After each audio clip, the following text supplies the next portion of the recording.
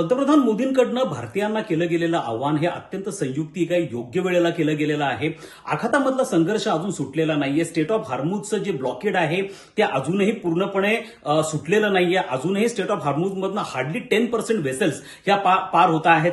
आखातामध्ये परिस्थिती अजूनही स्फोटक आहे. कोणत्या क्षणी हा संघर्ष चिघळू शकतो अशा प्रकारचं वातावरण आहे. 76 देशांमध्ये तेलाच्या किमती वाढलेल्या आहेत. खुद्द अमेरिकेमध्ये तेलाच्या किमती 16% वाढलेल्या आहेत. दुसरीकडे मात्र आपण बघतो की भारतीय जे आहे, सर्वसामान्य भारतीय जे आहेत ते प्रामुख्याने सोन्याच्या आयातीवरती असतील किंवा डेस्टिनेशन वेडिंग म्हणजे परदेशामध्ये जाऊन विवाह करणं याच्यावरती $1,000,000 हे खर्च करतायत.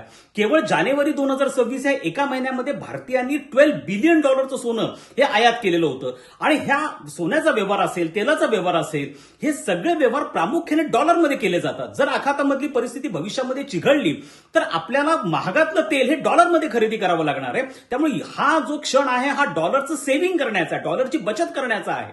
आणि त्यामुळे अशा प्रकारचं आव्हान केलं जाणं की तुम्ही सेंद्रिय खतांचा वापर करा, युरियाचा वापर हा कमीत कमी करा, त्याचप्रमाणे सोने खरेदी कमी करा, डेस्टिनेशन वेडिंगमध्ये परदेशामध्ये लग्न सोहळ्यांवरती प्रचंड पैसा खर्च करणं कमी करा आणि एकूण डॉलर वाचवा. कारण ह्या डॉलरच्या माध्यमातूनच आपल्याला भविष्यामध्ये तेल खरेदी करायचं असल्यामुळे मला असं वाटतं की अत्यंत योग्य आव्हान सर्वसामान्य भारतीयांना त्यांनी केलेलं आहे. आणि भविष्यातली एकूणच सगळे संघर्ष म्हणा किंवा संकट म्हणा याला गृहीत धरून केलं गेलेलं आव्हान आहे.